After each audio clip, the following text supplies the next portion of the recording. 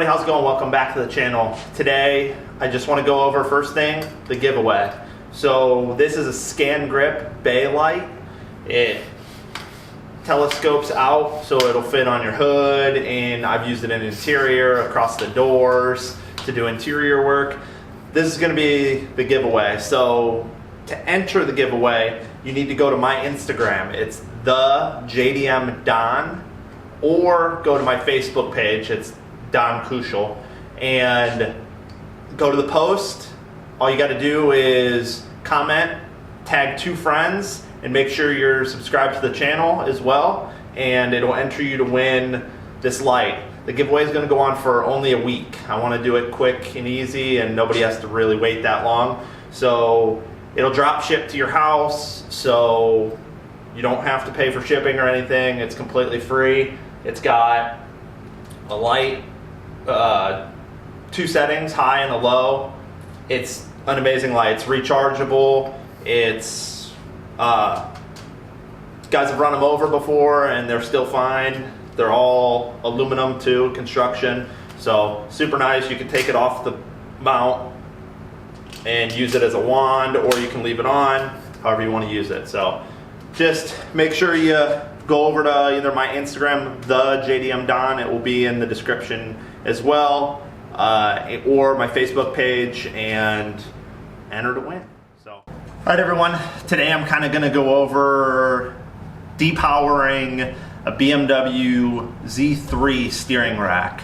This is a better ratio than the factory rack that's in the E30s. So it's a closer ratio and shorter ratio, I think, yeah, same thing. So I'm just gonna go over kind of what I did to depower it. A lot of the Miata guys do this, and I've done it on my RX-7 as well. So no one really has a how-to for these Z3 racks or any BMW racks, so kind of wanted to go over it and just show you what I did. Not saying it's the exact right way to do it, but I just in theory try to delete all the seals so you have less friction when it moves back and forth, so it's smoother. A lot of guys will just loop the rack and then put a block off plate right here along the 2 inlet and outlet hydraulic lines, but I feel like that doesn't give you a very direct feel. You still fight the fluid, so this is just a little bit better in my eyes. I've done it on a bunch of vehicles now, so I'll kind of go over it. The first thing you got to do is take apart the rack. So I've already taken mine apart. So on the end, the opposite end that the pinion's in, there is a hole on the top that the vent tube goes into. You can see the vent tube right here. You pop the vent tube out, there's a little plastic elbow. It's the last tube on the rack, you can't miss it. And you'll see the ends of this C-clip. Let's see if it'll focus. So then you through the hole, you kind of start the C-clip out, and then I used a little angled pick to pull it out the rest of the way. So when you pull that out, you can get the actual shaft out, steering rack shaft. But before that, you got to pull the pinion out. So the pinion is in there like so. To pull the pinion out, you pop the cover on the bottom of the pinion. There's a cover. Take that out, and then there's a nut that's a 17mm socket. Take that off. It's what holds it to the bearing that's pressed inside the rack. And then at the top, there's a C-clip at the top here that's under a rubber boot. Take that off, and then pops right out. The only modifications I did to the pinion, sorry, it's got some grease on it already, was I took their seals right here, there's 4 seals. I took those out.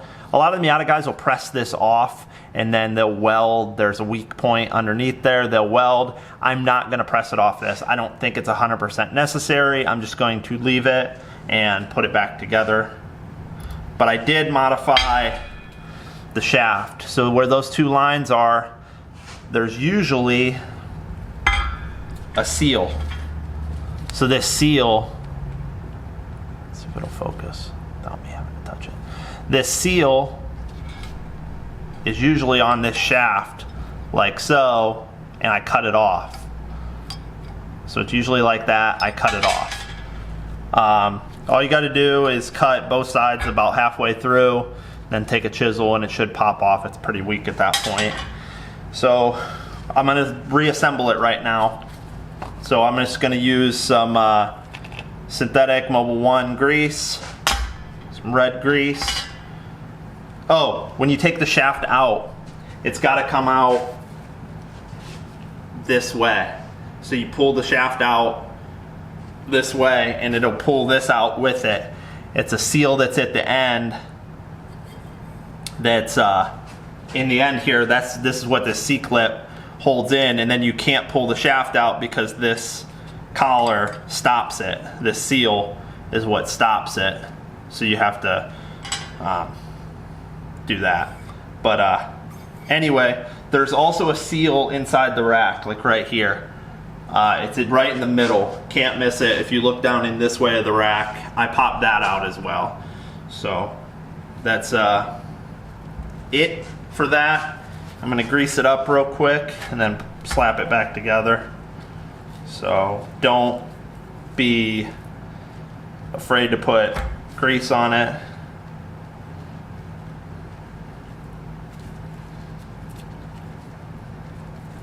Grease it up real good. So, because that's all lubrication that's going to be inside the rack. Not that it probably needs a ton, but lubrication always helps with wear. So we'll get it started. Push it all the way through. And I'm going to get it turned so it'll engage with the pinion. Then I'm going to take some more grease before I put the seal in. Kind of shove it all the way around. Shove it inside the rack. Then I'm going to take the seal that goes on the end, pop that back in place, hold the end, shaft, get it lined up, push it back as far as I can get it in.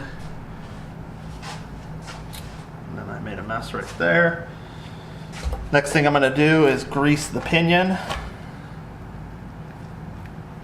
Grease it real good so it doesn't wear. I'm going to grease around the seal cartridge package, whatever it is, and pack the bearing as best I can. And then it should slide right in. Oh, and it came out like Play-Doh. So now I'm going to take my gloves off. Clean some of this off. It's a little too much. I put a little too much grease on it. Got a little carried away with the grease. Okay. Take these gloves off. And the next thing I'm going to do is take this, take the top bearing that goes on top of the pinion, push that back in. Grab something to tap it in with. Okay. And then I'm just going to tap it in.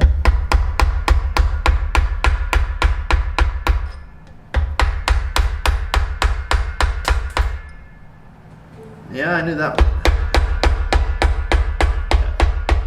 So I tapped the top in. And then the bearing fell out of the bottom. So we weren't all the way lined up. So try to line that back up, push it back in there. And then I'm going to start the nut on the bottom of the pinion to hold that bearing in there. And then I'll slowly put the C-clip at the top first. So then we take the C-clip that goes in the top of the pinion shaft, compress it,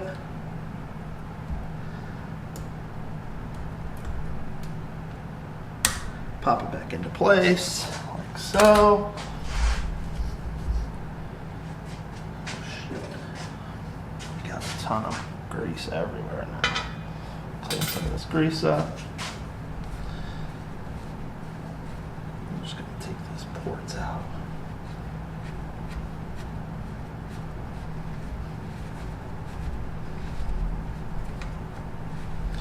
Just gonna take this port out. Let's call it a bunch of grease to come out of it. These are just the factory banjo bolts that are in the side of the rack that the fluid goes in. I'm going to find plugs for those, or you can buy like a fancy aluminum block that Condor and them sell. Okay, so the next thing is I'm going to tighten the bottom of the pinion nut up, and then it'll push that bearing back into place. So it's going to go obviously until it runs out of teeth on the shaft.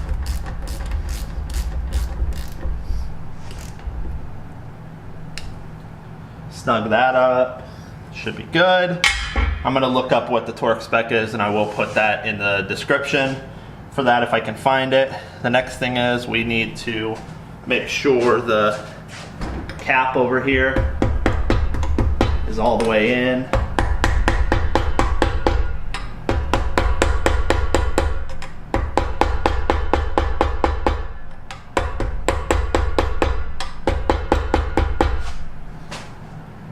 Okay, once that's all the way in place, which it is, we can take this C-clip, clean it up, grab some gloves real quick.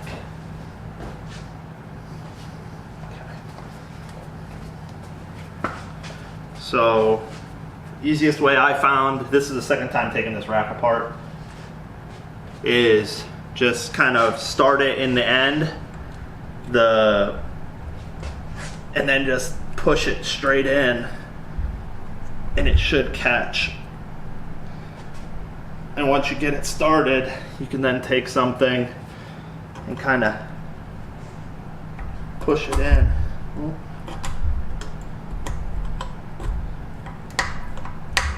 Until you hear it catch.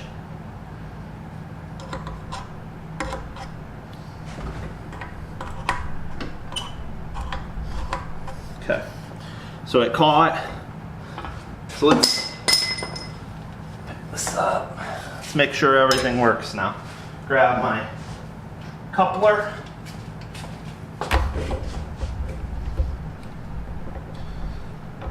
Line up.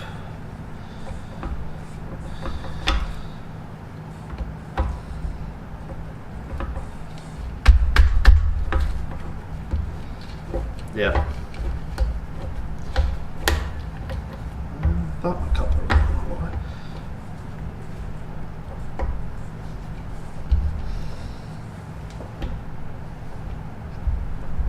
There we go. So now it's nice and smooth, lock to lock, nice and easy, manual rack. So it's the easiest way to show it. And then obviously when you put your boots back on, it'll hold all that grease and stuff in. So you just put your boot back on, and tie rod ends and all that. Obviously my rack was taken apart quite a bit before, but that's the easiest way. The other thing is too, these lines, you could either leave them, the hydraulic lines that go to each side from the valve body here. Well, that's what those, that little thing is, the little valve body. So you could either, a lot of guys cut the tube off and then weld the end of it, or you can find plugs that fit, or people sell them for like Miatas and stuff, but you can find the right thread pitch and find little bolts that fit. I usually use set screws, so I'll be taking all that off just to simplify it, to get rid of all the extras. I don't want, with this car, I want to build it as simple as possible.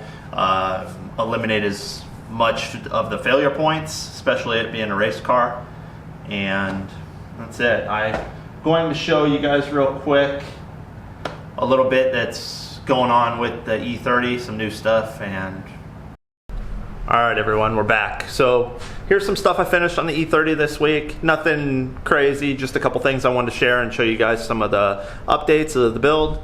First thing, I had the radiator mounted, but now I cut some plates. I gotta weld these obviously, and then there's a little rubber bushing in between there. There's one on each side, and then when the bar comes for the lower bar, it's gonna grab the radiator at the bottom as well.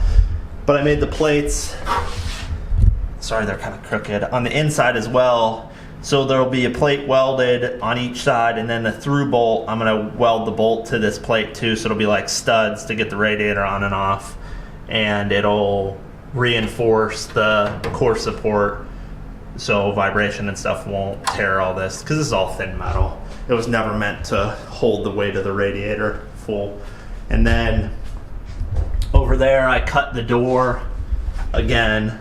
Let me try to show you better. I'll go this way. So I cut the door again. Sorry, the garage is kind of a mess. All my engine stuff is here, so I can start doing that. Anthony gave me some of the stuff to start messing with that, but here we go. So with the door, I kind of cut it a little better. I still got to clean it up more. I'm gonna clean this up, this cut. But anyway, behind here is supposed to be the latch setup. So then through this hole or another hole, I'm gonna run a stainless steel cable, and the cable's gonna go through this brake line, and then it's gonna go, this brake line's gonna be welded to the door, and then up here it's gonna come out and loop, and it's gonna be like a door pull to open the door, because before they had it just the plastic latches, and I really didn't feel safe that those wouldn't break if you had to evac the car real quick or somebody had to get you out. It's just easier to stick your hand in a loop and pull it forward. So that's gonna be that. I'm gonna weld those in soon and get that all squared away, and I'll show you guys an update on that. And then I cut the back floor pan out in the trunk because it was all beat up. Somebody hammered it trying to get an exhaust to fit. So I just cut it out and then made these braces. I gotta weld them still. They're just held up by some magnets, and then I notched them to fit them real nice into the actual body. And then this battery box is going to go like this, be mounted right there, and then the cool suit will probably be right here. And then I have a panel that covers all that. That'll be real nice. So that's done. That's really all the major stuff. I tweaked around with the bay, cut some more brackets off, cleaned it up a little bit. Nothing crazy, but enough to show some progress. But I mainly wanted to get this video out to kind of go over the rack because I couldn't find any good information, and I didn't want to make it, it's not super intricate, but it's enough to get you to be able to do it yourself. And I'll definitely give you guys feedback how it works on track, but I've never had an issue with any like Miatas or RX-7 ones or Honda ones doing the same thing, so I don't really see an issue. But next up, I'm gonna prep to start painting. The motor won't be finished the build until August, and that's about the same time I'll get the rest of the K-Miata parts, or the K-Power Industry parts, to put the motor in. So right now I'm just trying to keep going with some little stuff, some fab work. The front bar should be on next week. I'll make a video of that. And I have a dash from a E46 BMW that I'm gonna put in there. So I'm gonna cut the dash, make some brackets for it, and I'll show you that too. So, all right, thanks for watching, guys. I really appreciate it. Please like and subscribe. It means a lot to me to that you guys want to keep following me and listen to me talk and watch what I'm doing. And make sure you go and enter to win the giveaway. I just wanted to give back to you guys. It's almost been 6-7 months of doing this, so I wanted to give back to you guys, and thanks a lot. So until next time.